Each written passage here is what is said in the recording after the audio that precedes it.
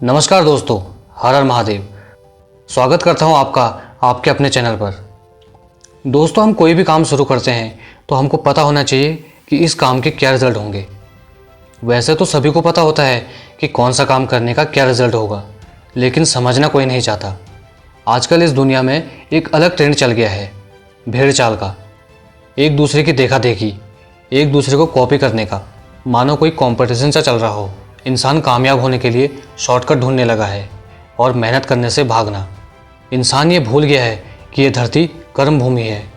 जो जैसा कर्म करेगा, जितनी मेहनत की मार सहेगा, उतना ही उसको अपनी मेहनत का फल भी मिलेगा। और ये फल मीठा होगा या कड़वा, ये आपके कर्म डिसाइड करेंगे। चलो दोस्तों, एक कहानी के जरिए आपको समझाने की कोशिश करता हूँ। एक बार एक मूर्तिकार को 2 मूर्ति बनाने का ऑर्डर मिलता है। मूर्ति एकदम सुंदर और बढ़िया बननी थी। मंदिर समिति ने मूर्तिकार को 2 विशाल पत्थर दिए और कहा कि मूर्ति एकदम सुंदर और आकर्षक लगनी चाहिए। और मूर्तिकार ने हाँ में सर हिलाते हुए कहा, ठीक है साहब। अगले दिन सुबह से मूर्तिकार ने अपना काम करना शुरू कर दिया। एक बड़ी छीनी और एक बड़ा हथौड़ा लिए, क्योंकि पत्थर अभी बिल्कुल बेडौल था और मूर्ति को आकार देने के लिए एक बड़ी छीनी और एक बड़ा हथौड़ा, इन दोनों की ज़रूरत पड़ती है। और मूर्तिकार अपने काम में लग जाता है। छीनी और हथौड़े से पत्थर को काटने लगता है। 4-5 चोट मारने के बाद पत्थर से आवाज़ आती है, थोड़ा आराम से, दर्द हो रहा है। मूर्तिकार रुक जाता है, इधर उधर देखने लगता है और फिर से अपने काम में वापस लग जाता है। मूर्तिकार के 2-4 चोट मारने के बाद फिर से आवाज़ आती है, अबे बस कर यार, मार डालेगा क्या? और मूर्तिकार ने पूछा, क्या हुआ? पत्थर बोला, अब मुझसे ये दर्द सहन नहीं होगा, मुझे मत मारो।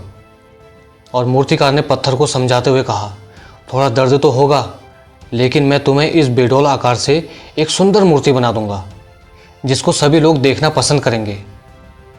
और अगर तुमको मंदिर में बैठा दिया तो लोग तुम्हारी पूजा करेंगे।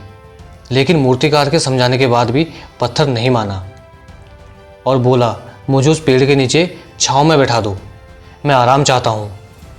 और मूर्तिकार ने उसकी बात मान ली और उसको पेड़ के नीचे छाँव में बैठा दिया और अपने काम में लग गया, क्योंकि उसको दूसरे पत्थर को तराशना था। और मूर्तिकार ने उस दूसरे पत्थर के साथ भी वही किया जो पहले वाले पत्थर के साथ किया था। एक बड़ी छीनी और एक बड़ा हथौड़ा लिए और लग गया अपने काम में। लेकिन ये पत्थर कुछ नहीं बोला, हथौड़े की चोट सह गया। छीनी और हथौड़े की चोट सहता रहा और मूर्तिकार भी अपने काम में लगा रहा, जब तक मूर्ति को सुंदर आकार न मिल जाए। मूर्ति को बनाने में काफ़ी टाइम लग गया। कुछ टाइम के बाद मूर्ति पूरी तरीके से तैयार हो गई और मंदिर समिति उस मूर्ति को वहाँ लेने के लिए आ गई और बोला, हमने आपको 2 पत्थर दिए थे और 2 ही मूर्ति भी बननी थी। तो मूर्तिकार बोला, एक पत्थर ने हथौड़े की मार सही और सुंदर मूर्ति बन गई, और दूसरा पत्थर हथौड़े की मार नहीं सह पाया और उस पेड़ के नीचे सो रहा है। मंदिर समिति के गुरुजी सारी घटना समझ गए और जब मूर्ति को वहाँ से ले जा रहे थे तो वो बोले, इस पत्थर का यहाँ क्या काम, इसे भी ले चलो अपने साथ। अब सुंदर मूर्ति को मंदिर के अंदर रख दिया और सभी भक्त आते, रोज़ मूर्ति की पूजा करते, भोग चढ़ाते, रोज़ मूर्ति को दूध से नहलाते। पत्थर के दिन मानो बदल गए हों। सब कुछ इतना बढ़िया हो गया था कि मानो जब कभी मूर्ति पत्थर रहा होगा तो उसने कभी सोचा भी नहीं होगा इस बारे में। और उस पत्थर को, जो सिर्फ पत्थर ही रह गया था, उसको मंदिर के बाहर रख दिया नारियल फोड़ने के लिए। भक्त रोज़ आते, उस पर नारियल फोड़ते और उसकी रोज़ ठुकाई होती। किसी की अगर उस मंदिर में आके मनोकामना पूरी हो गई, फिर तो क्या कहने थे, 101 नारियल भी फोड़े जाते उसके सर पर, एक के बाद एक। तब वो पत्थर पूछता है मूर्ति से कि हम दोनों पत्थर एक जैसे, एक ही मंदिर में, एक ही साथ, पर मुझे इतना दर्द क्यों? दोस्तों, अब जवाब ध्यान से सुनना उस मूर्ति का, क्योंकि एक सीख हो सकती है, एक मैसेज हो सकता है हम सभी के लिए, जो शायद लोगों के जीवन में बदलाव ला सके।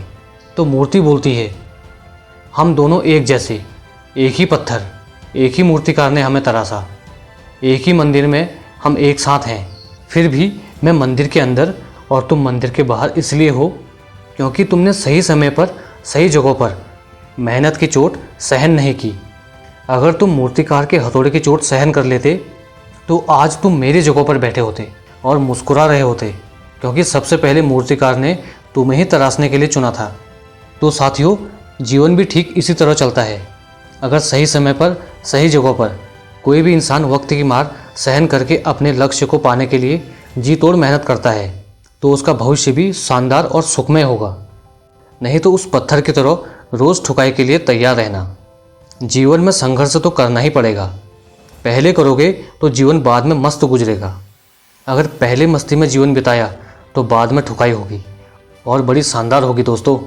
तो दोस्तों, ये था मेरा एक छोटा सा प्रयास आप लोगों को समझाने का कि अगर संघर्ष करके दर्द महसूस हो तो समझ लेना जीवन बदलने वाला है, और अगर मैदान में टिके रहे तो कामयाबी आपके कदम चूमेगी। और ये मेरा वादा है आपसे, बस आप मेहनत का दामन थामे रखना और मैं ऐसी ही मोटिवेशनल वीडियो आपके लिए लाता रहूँगा। साथियों, अगर आपको मेरा ये वीडियो पसंद आया हो तो इसे लाइक और शेयर ज़रूर करें। और अगर आप चाहते हैं कि मैं इसी तरह की जीवन बदलने वाली जानकारी आपके लिए लाता रहूं, तो मेरे इस चैनल को सब्सक्राइब जरूर कर लें, जिससे कि सबसे पहले आप मेरी वीडियो देख सकें। वीडियो को अंत तक देखने के लिए धन्यवाद। जय हिंद, जय भारत।